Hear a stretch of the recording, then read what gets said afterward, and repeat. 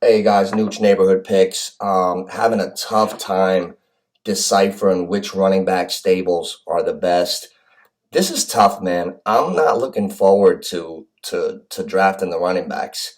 I mean, you got McCaffrey, you got Barkley, you got Eckler, and then dual threat running backs are hard to come by.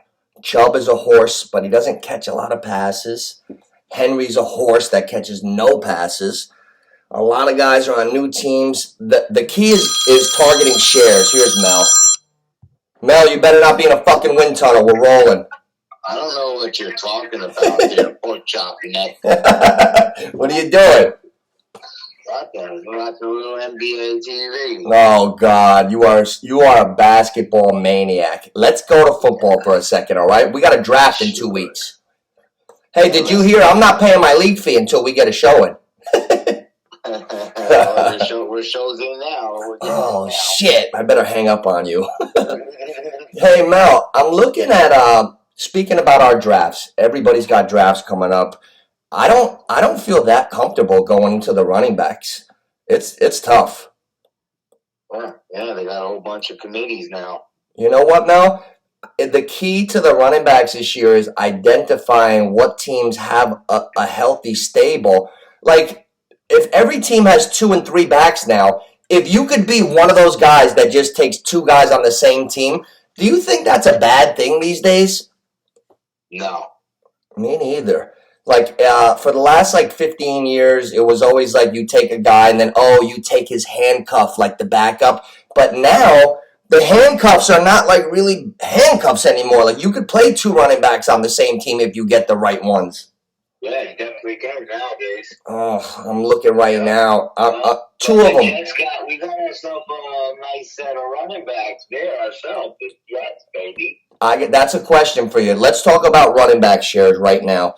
Jets, that's a perfect team with a guy like Dalvin Cook. Now, I'm messed up in these drafts. Now, week 1, now the Jets running back stable. I'm not going to talk about Knight yet, but let's talk about Dalvin Cook, Breece Hall, and Carter, right? I'm hearing. Nice. Yes. Now, listen, I'm hearing Breece Hall is the number 1, but I got some boots on the ground in New York right now. I'm hearing that Breece is not 100% right just yet. So now, how many carries do you think they're going to split? Well, that's the whole key. I don't want to have a month of fucking losing because I can't tell who's getting the ball. No, it's easy. It's easy. Real simple. He's the number 1. Right. But he'll see 15 at most until he's 100%, and then he'll take over a little bit, and then Cook will be like a third down back. All right, so let's take a ball. I'm going to write this down just so we can keep a gauge. If I keep shit in the notebook, I could always refer back to shit that we were wondering. Because a lot of times I forget. That's why I like that we have the show. I can refer back to things. How many carries do you think Breece Hall, with us not knowing his real health, do you think he'll get 12 to 14 carries week 1? Yes. Because if he gets 12 to 14, then he's draftable and usable early. He's got to get 12 to 14. You think he'll get to 12 to 14? Yes. All right. Now, Dalvin Cook, week 1. Do you think he'll get 10 carries? Yes. He should, right? Yes. I think he'll get more receptions out the backfield, too. That's important, too. And, it's hard to tell which running backs are going to be dual threat guys. Last year, 16 running backs caught 40 balls or more.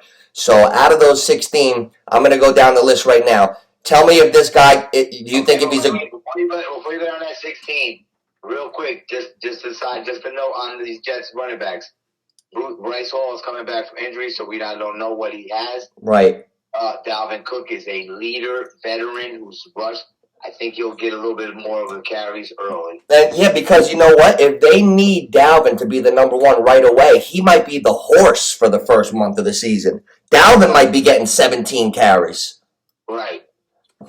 We got to look at this. Now, also, see that this is it, the running back shares. What do you think about New England? Now, Stevenson is the guy. Do you think Zeke will get 10 carries in New England a week? If he doesn't get 10 carries, it's not worth owning. I don't know. That's going to be close. It's going to be close to 10. Oh. Because, Belichick, he's a smart guy, man. He'll figure it out. Yeah.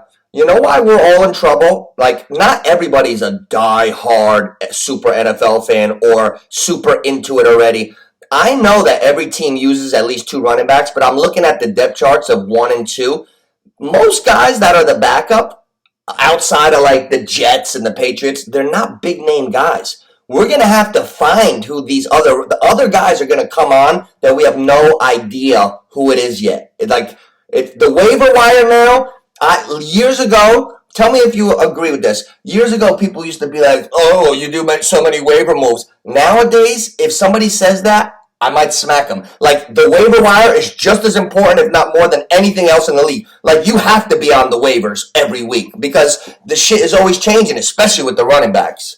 Oh, yeah, you got to be on top of it. Years ago, people used to, try to, shame the other guy. Like, oh, you make so many moves. Like, shut the fuck up, bro. To each his own. Hey, what do you think now? Okay, I got a couple questions for you. Let's talk about a couple backs. I'm gonna give you a couple teams and backs. Now let's go on a 5-star system. A top production wise, what we can get out of him this year. San Francisco, Christian McCaffrey. He's a 5-star back, right? Yeah, he's a 5-star back. What do you think about his backup? This is why I'm going to these teams. San Francisco is rumbling and stumbling. They got a fucking line that kicks the shit out of people. They're physical. Elijah Mitchell's the backup. Is that a guy worth owning? Let's say you have McCaffrey. Would you take Elijah Mitchell later on? No. Why? You can't get a better tandem than McCaffrey and Mitchell, right? How many tandems are better? I don't know. I think McCaffrey's going to get 30 carries every week. I think he's going to be the main focus. He's going to be out that backfield. He's going to be on 70, 80% of offense. That's the thing. If he goes up into like the 65-70%, then it would get bad for Elijah Mitchell. I'm looking at other teams. Mitchell's going to end up with 6-7 carries a game, bro. He ain't going to do much. All right, how high are you on this? Now, Philadelphia, also another great line, great offensive line. They got DeAndre Swift, who's a really good back, but he's been injury prone his whole life in Detroit. He's out of the Lions. He's on the Eagles. Would you take a shot on DeAndre Swift? I like him. What do you think about him? I'd take him. I'd probably take a shot on him later on. Hey, you know who his backup is? No. Rashard Penny from the Seattle Seahawks. Remember Penny? Yeah. Yeah, we got to keep an eye on that. Keep an eye on that here. Also, Kamara suspended on the Saints. You got Jamal Williams. 23 games, right? Yeah, 3 games. Now, since DeAndre Swift is gone, in Detroit, they have a really serious rookie running back, Jamar Gibbs. Do you know about Gibbs? Yes. Gibbs, I saw him in the scrimmage against the Giants. They had him at receiver. They had him at running back. They had him all over the place. It looks like he's going to be a 60-catch guy along with his 800 rushing yards. That's what we got to look for, guys that catch and run. Yeah. Hey, but it's sometimes it's weird. Like Eckler had 100 and something catches last year. McCaffrey had a lot of catches. Leonard Fournette had 94 catches. Like, I wouldn't take Leonard Fournette if you could rewind me in last year and start it again. Yeah. You know, so it's like careful what you wish for. Right. No, but it's gonna be decent. So I gotta ask you. Let's say here's the thing with the draft. If you can't get what's more? Here's what I want to know. What's more valuable, the 4th or 5th best running back in the whole league, or the number 1 tight end? Here's what I'm saying. I went in a group. By the way, I already quit it. Don't ever put me in a group again. I fucking hate those groups because there's too many stupid people and snarky fucks. That's why I like controlling my own narrative. I went in a Facebook group and I was like, who would be more valuable if you had the 7 pick in your draft, Nick Chubb or Travis Kelce? So somebody comes in the comments who's like, oh, you want to lose your league or win it? I'm like, listen, you fucking snarky fuck. Which one are you talking about? Like, he meant to say, he was telling me, like, are you stupid? What do you mean, Kelce? Because Chubb is a running back. But if you look, Kelce had his career year. He's still on the Chiefs. He's still running it super fast. I think that's a pretty good comparison. Do you think it's so crazy to consider Kelce at 7 or 8 if you're looking at, like, Chubb and Kelce? I don't think that's way far off. I don't think it's that crazy either. Because, like, after, like, Eckler, McCaffrey, and Barkley, we don't really know. We don't know. These are not sure things. There was 16 1,000-yard rushers last year. 22 1,000-yard receivers.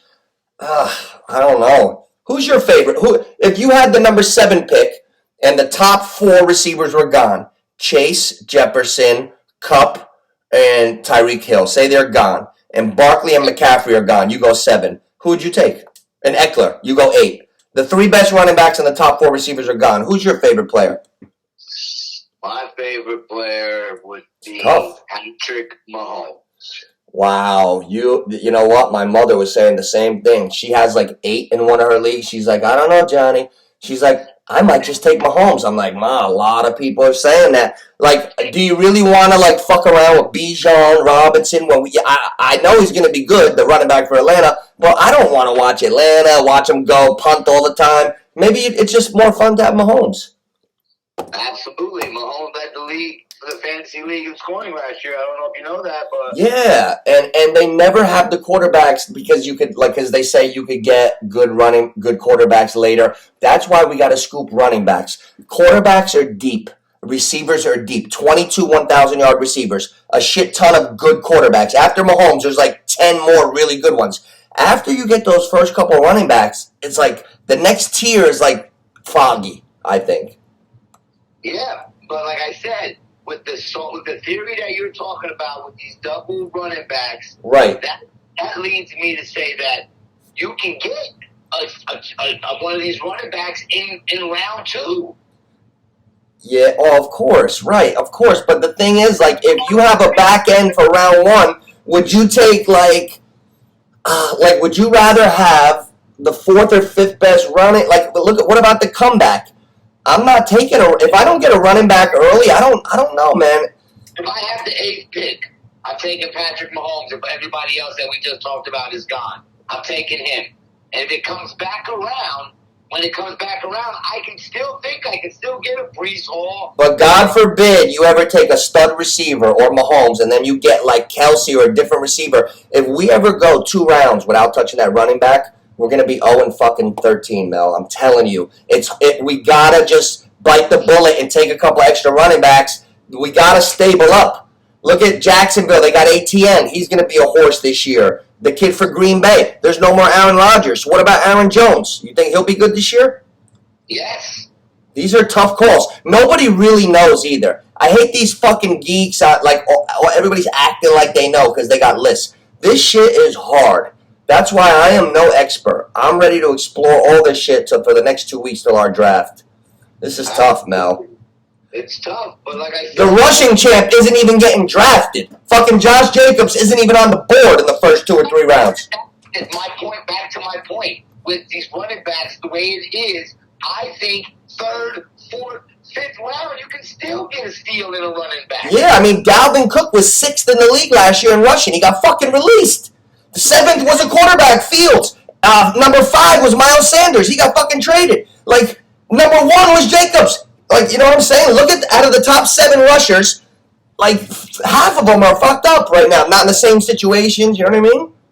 Mm-hmm. That's why, back to what I said. If Patrick Mahomes is there at number 8, he's gone for me. Right. And I'll take my chance coming back around and find me a running back that nobody else is going to really worry about. Right. And that's why I'm starting to feel comfortable. I feel more comfortable with the receivers ranked 7 to 20 than I do with the running back 7 to 20. Like, number 17 on the receivers is DK Metcalf. I'll fucking grab DK Metcalf quick. Number 17 on the running backs is like the guy in Washington. No, thank you.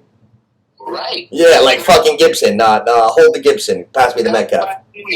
My point is, by the time everybody gets their picks and it goes around, yeah, there is still beat quarter running backs. Yeah, exactly. This is tough. And then like Eckler's the number 1 running back in the whole thing on the board, but he didn't even have 1,000 yards rushing last year. So what exactly are we looking for? Like, you don't even need a guy who runs tremendously to have a great running back anymore.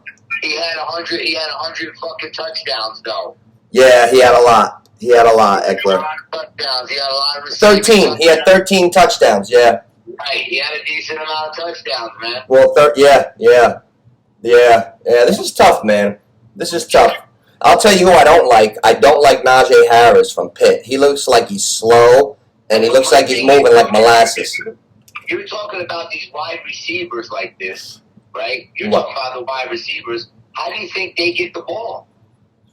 They get a lot of screens and shit, and it's kind of like runs. That still counts for the quarterback. Right. So now we got to look at what receivers take the most screens, shit like that. The most important position in the draft for me is the quarterback.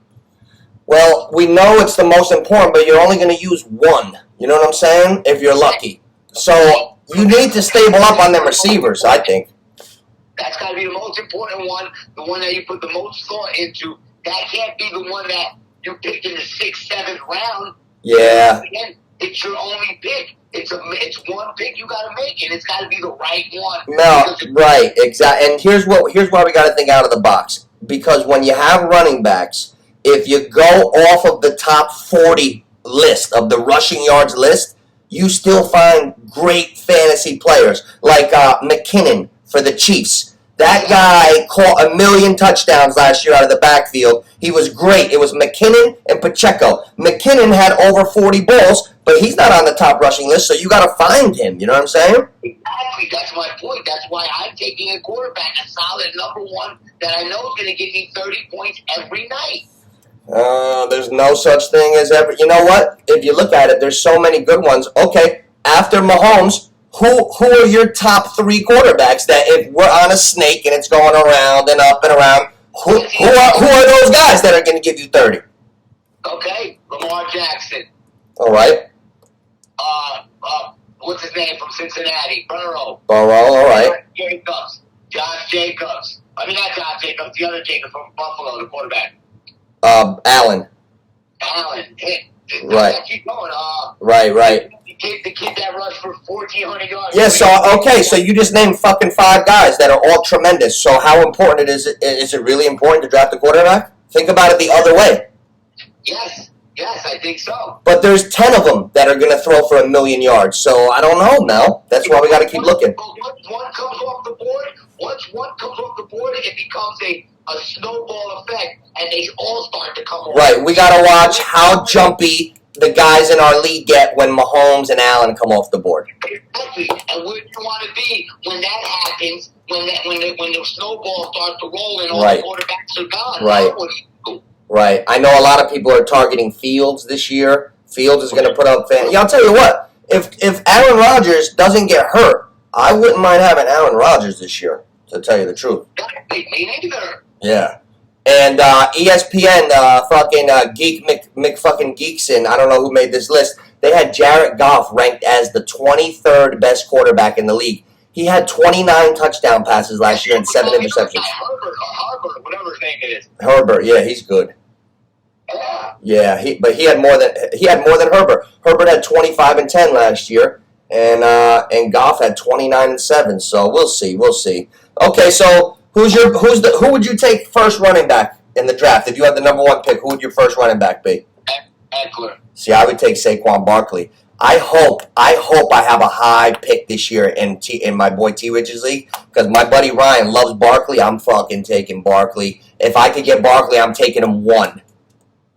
Ooh, yeah. That's a little risky. Yeah. Barkley's going 1 if I could get him. The fact that's a little risky is they're gonna dog the shit out of him this year, bro. Good. I hope they dog him all year until I don't own him in 2024. We'll see. But yeah, I just wanted to go over some of these running back stables. There's no clear cut like, oh, these backups are so good. It's not. You know how like sometimes you met like a couple years ago you had Chubb and Kareem Hunt was thought of as a real good back. There's not a lot of big name number 2s on the teams. I'm looking at them. I know everybody uses 2 running backs, but it's not that clear. Everybody thinks not that clear. Yep, I agree with that. That's why I'm going for a quarterback because that is clear for me. If you take a quarterback early and a receiver with the other pick, you better pick really fucking smart running backs later on, Mel, or you're going to be in trouble. No. I'm gonna take a quarterback. Then I'm about to bounce back to a wide receiver. Right. Then I'm gonna come back because you have to wait the first pick. The second pick's a little longer than the second one after that. Right. You know what I'm saying? Right. So I'll come back quick. And I'm going to go right in alphabetical order. Quarterback, running back, receiver. Boom, just like that. Mel, you're going to be making 47 trades by Halloween. I can feel it. You're going to be looking for running backs. No, you know what? I do that too. Like sometimes I go receiver heavy. I have a tough time identifying the good running backs. I've had trouble. I've had trouble in this area the last couple of years. So we'll see. I might just draft the whole fucking team. I might take Breece Hall, Dalvin Cook, and I might do something crazy like that, so I never screw myself. I'm crazy. I like the whole team running backs. When they go on a bye, fuck it. That's one whole loss. Well, we appreciate the donation to the league. We appreciate it. Oh shit! Hey, does that mean I gotta send it now, Mel? Since we got one in. Yeah. It's over now. You gotta get it in. All right. Well, listen, Mel. I'm gonna wrap this up so I can put it on, and then I'll call you in a few minutes. All right. All right, bro. All right. Neighborhood picks. Neighborhood picks, baby. Like and subscribe.